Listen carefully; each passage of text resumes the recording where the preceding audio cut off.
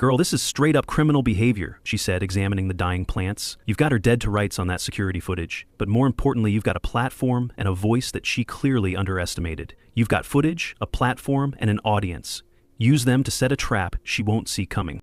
Madeline showed me Debbie's social media profiles, which were full of self-congratulatory posts about her HOA leadership and neighborhood beautification efforts. The woman clearly loved being in the spotlight and considered herself some kind of community hero. "What if you invited her to do a joint live stream?" Madeline suggested. "Frame it as a community dialogue about neighborhood standards and property rights. Give her a chance to tell her side of the story publicly. She'll jump at the opportunity to defend herself and make you look bad. But if she's as unhinged as she seems, she'll probably hang herself with her own rope."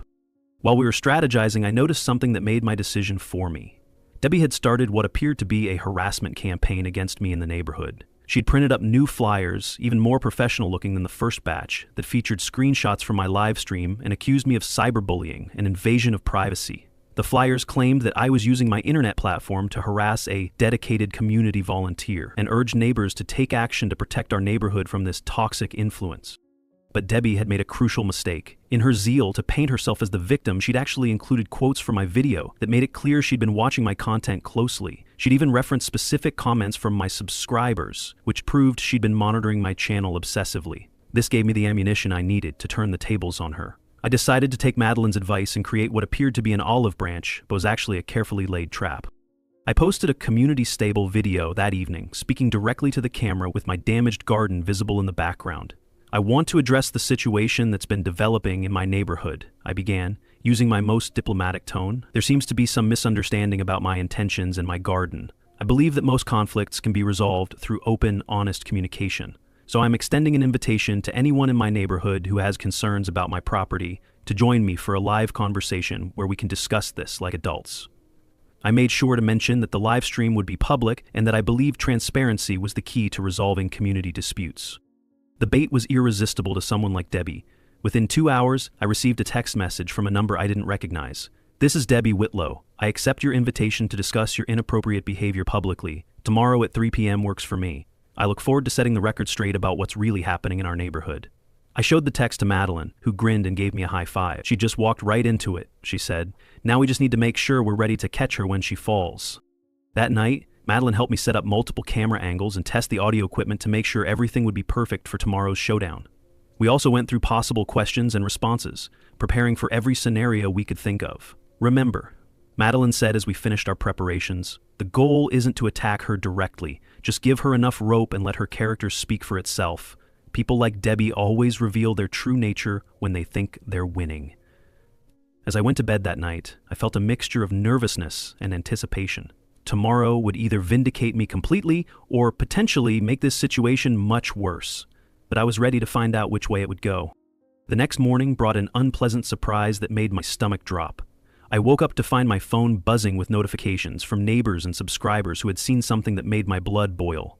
Debbie had somehow gotten hold of a heavily edited video that appeared to show me dumping some kind of chemical substance in her yard. The editing was sophisticated enough that it took me several viewings to realize what had actually happened. She'd taken footage of me applying organic fertilizer to my compost pile and manipulated it to make it look like I was deliberately contaminating her property.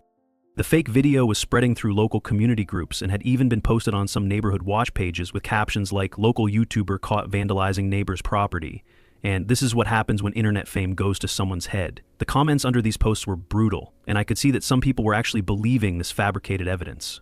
My heart sank as I realized how calculated and sophisticated Debbie's attack had become. This wasn't just neighborhood drama anymore, this was a deliberate campaign to destroy my reputation and potentially my livelihood. By noon, I'd received an official notice from the HOA board demanding that I appear at an emergency meeting to address multiple complaints about disturbing behavior and property damage. The letter was signed by Debbie as HOA president and included a formal fine of $500 for violations of community standards and harassment of residents. I stared at the notice in disbelief, my hands trembling as the reality of the situation hit me. Even though I wasn't technically a member of their association, they were trying to use legal-sounding language to intimidate me into compliance. I called Madeline, voicemail. That's when it hit I was alone. I stared at the garden Debbie ruined and wondered if the fight was worth it. Maybe I should just tear down the fence, issue a public apology, and try to move on with my life. For the first time, leaving didn't sound so bad. Debbie's campaign was working. The lowest point came when I decided to walk to the mailbox and encountered Mrs. Patterson, an elderly woman who lived 2 houses down and had always been friendly before. She crossed the street. "I just want peace," she called, like I was dangerous. It stung. She was turning me into the neighborhood pariah, and people were actually afraid of me now. That evening, I tried to film my regular content, but my heart just wasn't in it. I kept fumbling. For the first time, I wondered if this career had been a mistake. Just as I was about to give up completely, my phone buzzed with a comment from one of my subscribers that changed everything. "Claire, Debbie just posted a story bragging about shutting you down. She's live streaming tonight at 9 about dealing with problem residents. Girl, this is your chance."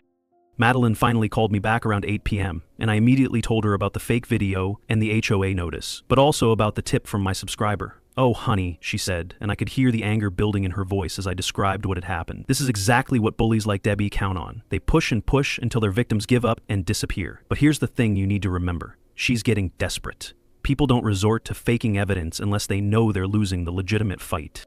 "But what if people believe her?" I asked, wiping my eyes with the back of my hand. "What if she's already won? I mean, Mrs. Patterson literally ran away from me today like I was some kind of criminal." Madeline paused.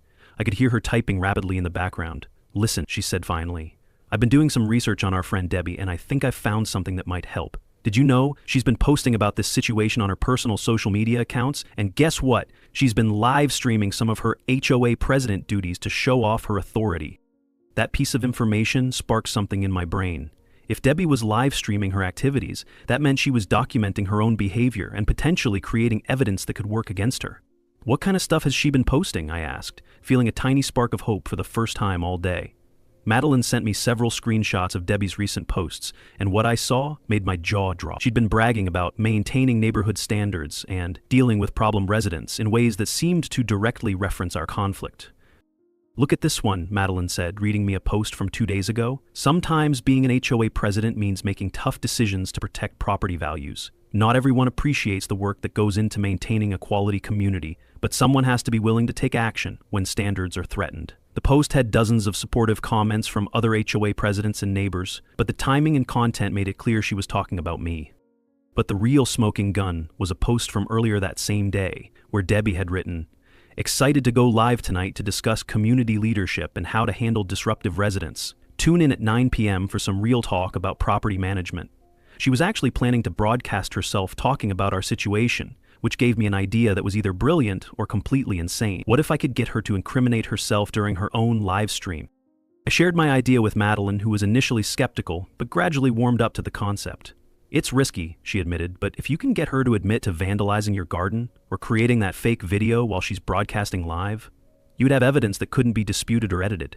The question is whether you can stomach watching her potentially lie about you to her audience for however long it takes for her to slip up." I thought about all the damage she'd already done to my plants, my reputation, and my peace of mind, and felt my resolve strengthening. "I think I'm ready to take that risk," I told Madeline, "but I'll need your help monitoring the stream and recording everything in case something important happens." We spent the next hour planning our approach and making sure we had all the technical details worked out. As I prepared for what felt like the most important live stream I'd ever participate in, I couldn't shake the feeling that tomorrow would either make or break this entire situation. The next morning, I woke up with determination and nervous energy. Today was the day I'd either expose Debbie for what she really was, or she'd managed to outmaneuver me completely. I spent the morning setting up multiple camera angles in my garden and testing the audio equipment. Madeline came over early to help with the technical setup and provide moral support for what we both knew would be a challenging conversation. At exactly 3 p.m. I went live with the title, "Community Dialogue Addressing Neighborhood Concerns." Within minutes, I had over 300 viewers, including many of my regular subscribers who had been following this drama closely. The welcome was loud and loyal. Claire's Corner was officially on fire, and not the garden kind. "Can't wait to hear what this woman has to say. Team Claire all the way." I took a deep breath and addressed my audience directly. "Hi everyone, thank you for joining me today. I've invited my neighbor to have an open conversation about the situation that's been developing in our community. I believe that honest dialogue is the best way to resolve conflicts." She arrived dressed like it was a press conference, not a neighborhood chat. Debbie clearly thought this was her PR comeback moment. "Good afternoon," she said with a smile that didn't reach her eyes. "I appreciate you giving me the opportunity to set the record straight about what's really been happening in our neighborhood." The viewer count immediately jumped to over 500 people as my subscribers realized the main event was about to begin. I introduced Debbie to my audience and explained that she was the president of the local homeowners association. Debbie has some concerns about my garden fence, I said, maintaining a diplomatic tone. Debbie positioned herself so that she was facing both me and the camera, clearly comfortable being the center of attention. Thank you, Claire, she said in her most professional voice. We strive for synergistic visual cohesion in our community. Maintaining neighborhood standards isn't about personal preferences, it's about protecting property values and ensuring everyone can enjoy living in a beautiful, well-maintained community. The comments were already getting interesting. My regular viewers were noting Debbie's body language and tone, with several people commenting that she seemed fake and overly rehearsed. But there were also some new viewers who seemed to be buying into her presentation. I'd love to hear more about these standards, I said, keeping my voice neutral.